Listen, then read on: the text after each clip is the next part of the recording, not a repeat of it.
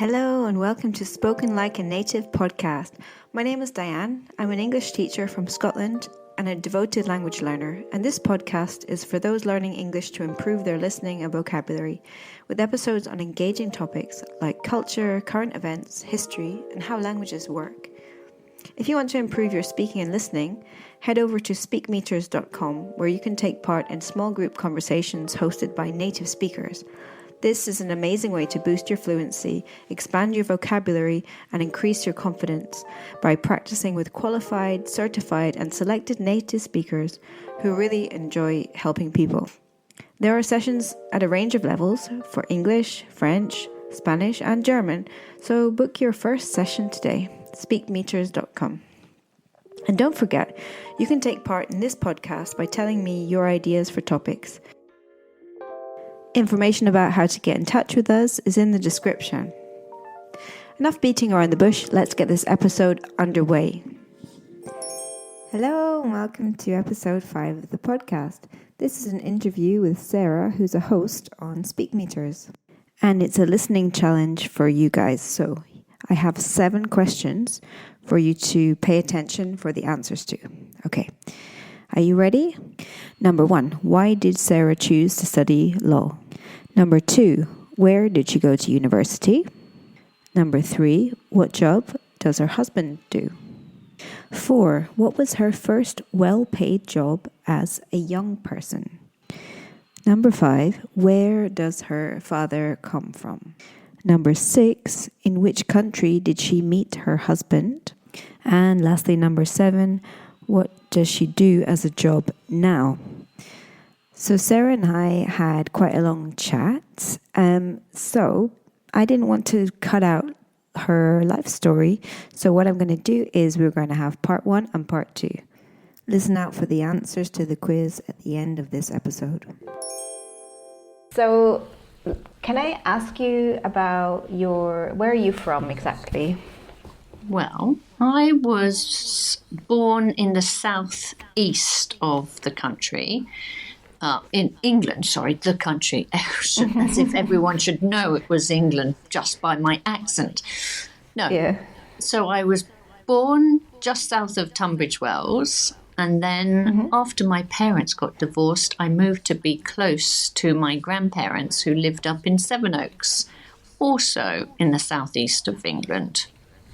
Is that in Kent? Yes, it is. All right, okay. I'm a Kent girl. Did you stay there for a long time? I stayed there until I could escape. Okay. I escaped when I was 18 and went up to Birmingham University. Okay. And never really Was there went any back. reason? So did you stay in Birmingham for a long time? Oh, no. No. No. I didn't want to go to Birmingham. In fact, I cried when I got my results and realised that was where I was going to go. Because I had intended to go to Cambridge University. Oh, okay. So what did you study at Birmingham? I did one of those Mickey Mouse degrees. I did law. Is it a Mickey Mouse degree? No, it's not. So why did you want to study law? I wanted to study law because it's kind of annoying. I was good at everything at school, and so I didn't have anything particular that stood out and said, oh, I really must do X. And then I'd been watching all of these TV shows, and being a lawyer looked to be very glamorous. Now Which shows were you watching? Oh, LA Law and all those kind of things. But now that I'm married to a lawyer, I know it's not glamorous at all. No, it seemed to me like it's a lot of work. I think you can get paid quite well depending on where you're working and what type of law, but it's a huge amount of work, I think. Yes. And so I'm taking it that you didn't practice, or did you end up practicing law? Well, I had every intention of actually becoming a barrister. But I hadn't taken a year off after my A-levels and I had worked very hard at university. So I thought, oh, why don't I go and do a ski season, take a year off after, do a ski season, and then take up my position at bar school. And Where did you go and spend your ski season? well, I never actually made it. Okay. What I did is I moved down to London, and because, of course, when you graduate, it's in the middle of the summer and there's no snow, I looked around for a job and I found myself a job in the coolest. I went from being the cloakroom assistant at this place, never had so much money, to becoming the marketing manager of this very cool group of restaurants. So was this in London, you said? Yes. Which part of London was it? Piccadilly Circus. Okay, so imagine it was pretty busy. Very busy. Okay. Very exciting. Queues out of the door and down the street. How long did you work there? I worked there for 4 years, I think. Okay. So you didn't end up going and doing more practicing I law? didn't, no. I ended up moving into PR. So I did there was a PR consultant that was working with this restaurant group, but then the owner decided, oh, why don't I take you out of the cloakroom? Then he made me the events manager, and then he put me to work with the PR consultant, and then he made me the marketing manager for the whole group, which involved doing the PR. Then he decided that possibly we could use the help of another more established PR agency, and it's as if he sold me. Maybe I was like a little slave, a PR slave. How old were you at this time? I would have been about 25. So you ended up working for another PR agency? So I worked for a PR agency. Oh, okay. And then I worked with other clients, and with the restaurant group, I did some really, really interesting events, and I met some great people, and we opened restaurant after restaurant. With the PR agency, I did even more fabulous events. I have been very fortunate to be able to meet lots of famous people and work on some wonderful projects. And then I met someone who I hadn't seen for a while, and I said, oh, where have you been? He said, oh, I've been to Australia for the past year. I said, but you're too old. You know how there are these, to get to Australia, to be able to work there, you have to get a visa. Yeah. And the young people get these visas easily. And I think you had to be under 25. But by this stage, I was over 25, and this man was also well over 25. I would have said that he was about 30. I said, how did you get a visa to be able to go out there and work? And he told me. And I said, well, maybe I could get an exceptional visa because my father lives in Australia. Oh, okay. So how come your parents divorced? So Yes. your father moved to Australia? No, he was originally from Australia. Ah, okay. And he came over, he'd met my mother before, but he came over, had 2 children, and then unfortunately they got divorced, and he decided to go straight back to Australia. So I thought, I'd love to live in the same country as my father for a change. Okay, which part of Australia? He lives in Melbourne. with the PR agency that I worked with called Purple PR, one of the clients was Australia's most famous fashion designer. And when I managed to get myself a visa, I had to phone up this client and I said, "Hey, I've got good news and bad news." "Okay, what's the bad news?" I said, "Well, the bad news is I'm leaving, so I won't be able to work with you anymore. The good news is I'm coming to Australia so we can have tea all the time."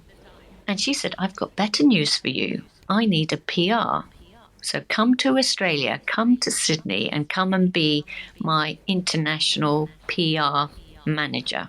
So it was a great opportunity for you. It was a fantastic opportunity that I sorted the visa out, and I had a job, and I flew over to Australia, and I flew to Sydney.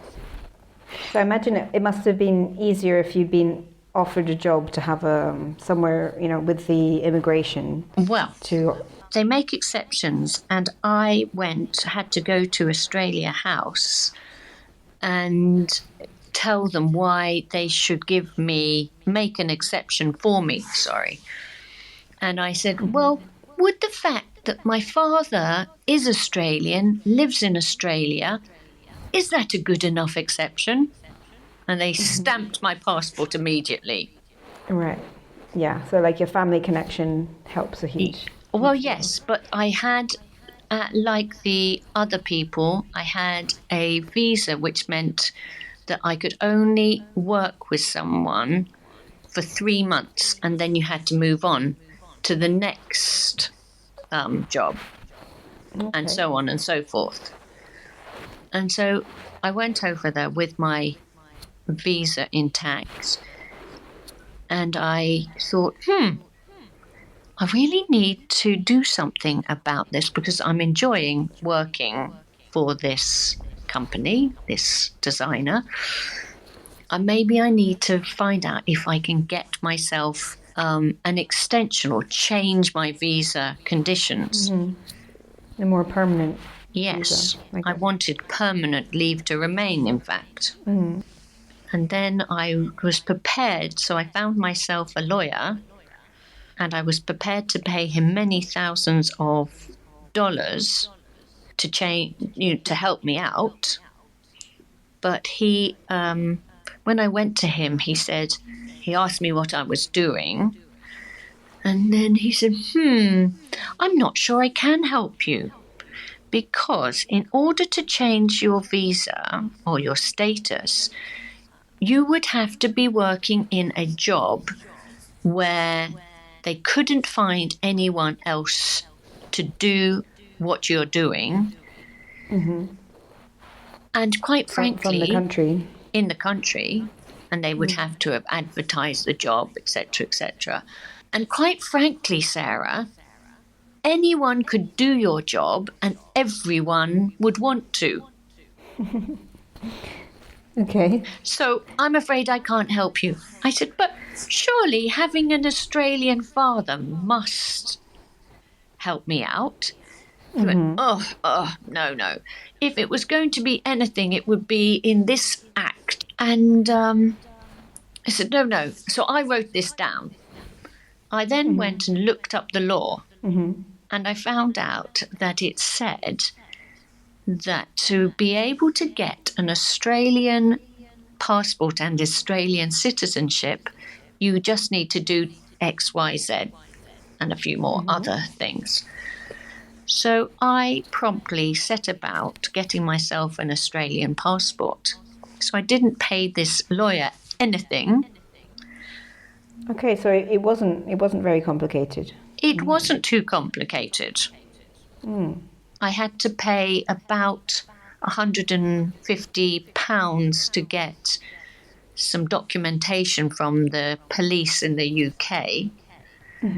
And I had to get my father to write to the immigration people and tell them why he hadn't declared me as an Australian citizen when I was born.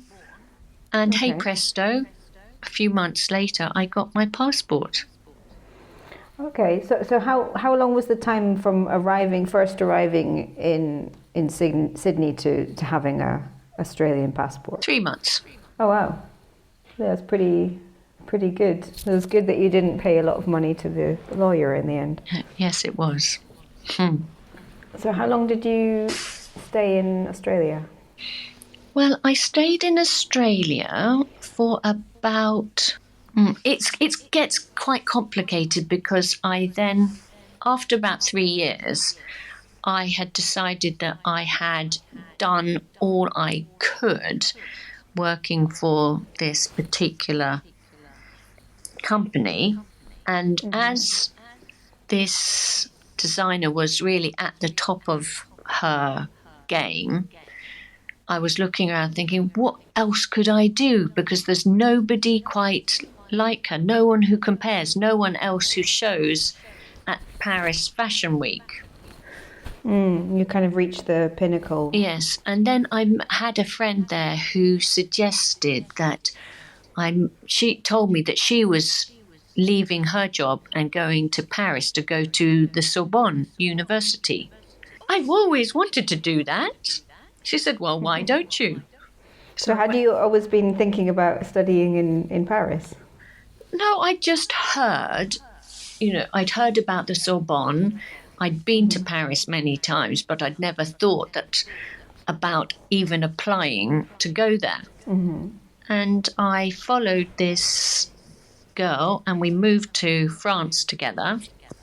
We signed up for a language course, which is a pre-admission to the university course. And then whilst we were in France, it all starts getting really complicated. We essentially set up a business back in Australia, won ourselves a major client, and then went back to Australia at the end of the course. Oh, okay. Rather than staying on and studying. Okay.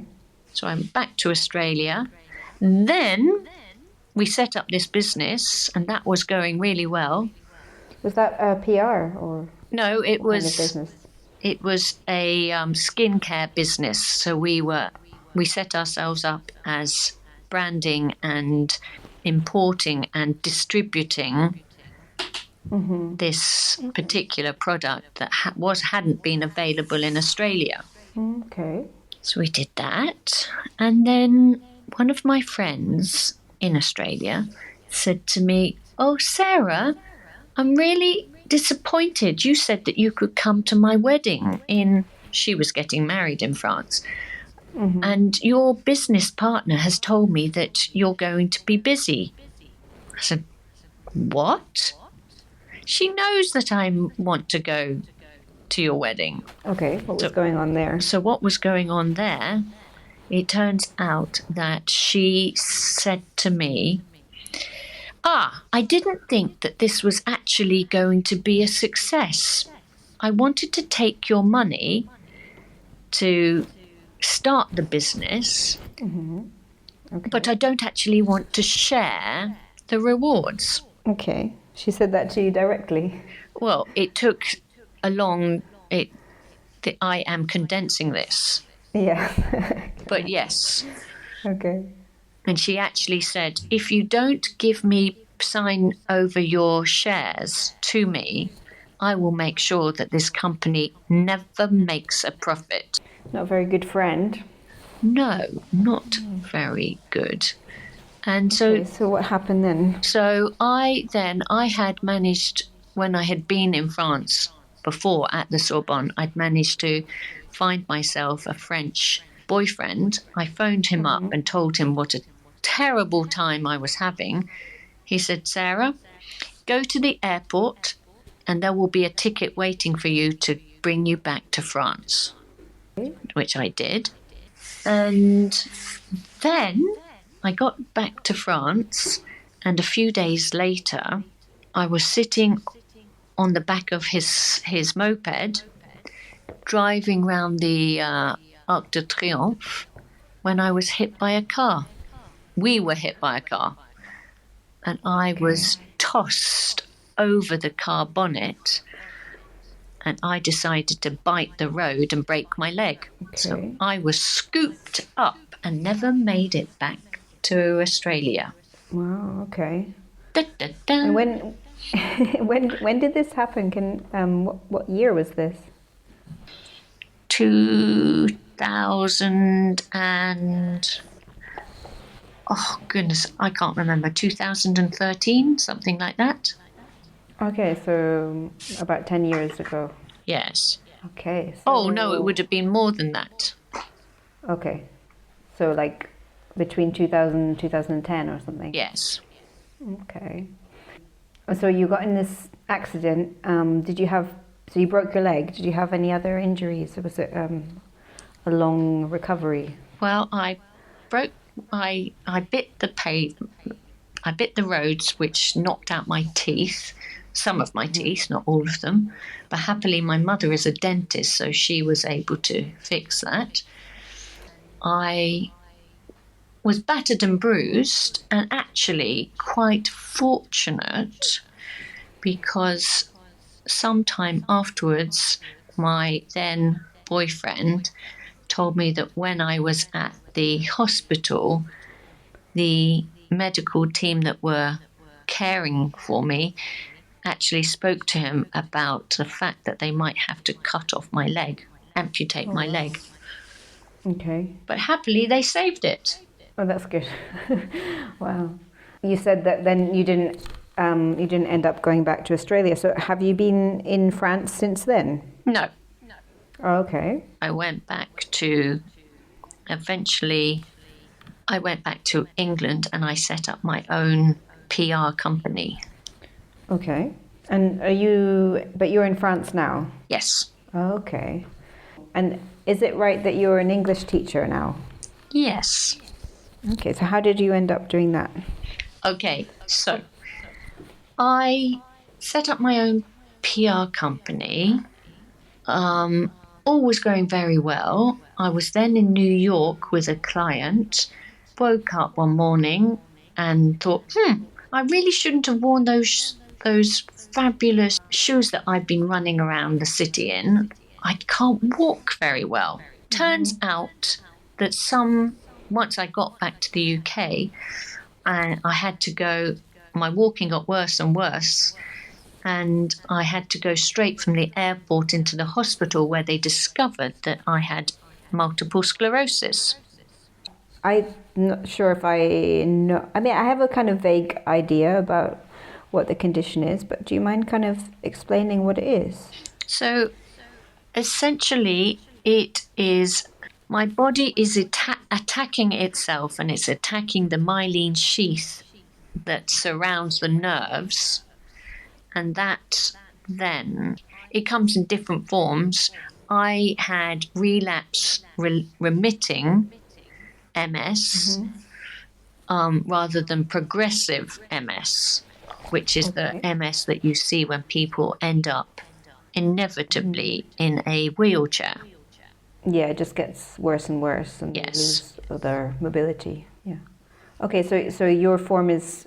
Does that mean that it changes a lot, or No, is the I am considered to be fairly stable, but I'm very lucky because the disease modifying drugs that are now in existence or can be extremely effective. So anyway, I have got this disease, but I don't let it define me. I then had this French boyfriend from when we had the accident, who I thought I was going to marry. And I even was given a beautiful engagement ring. But could I get him to decide on a date? No, I couldn't. And so after being with him for 10 years, I realised, he's just not going to do it, is he? So I said, I'm afraid we're going to have to split up. I do not want to end up 50 and unmarried. So we split up and I went on a mission to find myself a husband. I found myself a husband 2 weeks after splitting up with my boyfriend. in Paris? No, I found him in London Okay. at the French house, bizarrely. Okay. And so I'm now married to him. And he studied French at university. And he happened to have, he's a lawyer, and he happened to have some money burning a hole in his pocket. So we thought, why not buy an apartment in Paris? Which we did. That's the end of part 1. I hope you've enjoyed the episode. Now for the answers to the quiz. So, question 1. Why did Sarah choose to study law at university? So the answer was she didn't know what to study, but she had watched a lot of legal dramas and the job looked glamorous. As we discussed, it in reality isn't actually that glamorous. It's actually a huge amount of work. How about you? Do you like to watch legal dramas? Like programs where the action is all based around court cases? Question 2 was, where did she go to university? She went to university in Birmingham. Did you know that Birmingham is the second most populated city in the UK?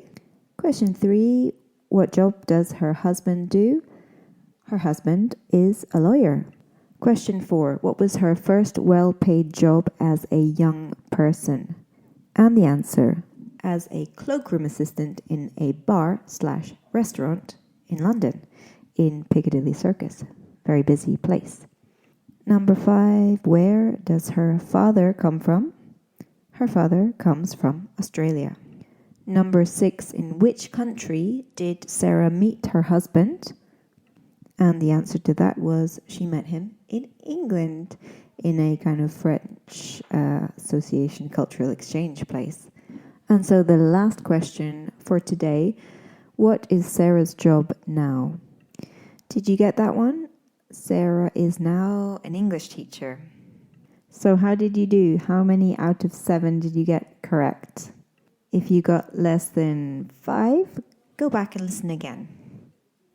Soon we're going to be making transcripts available for you with some vocabulary, and so you can listen along with the transcript if you're finding it hard to follow.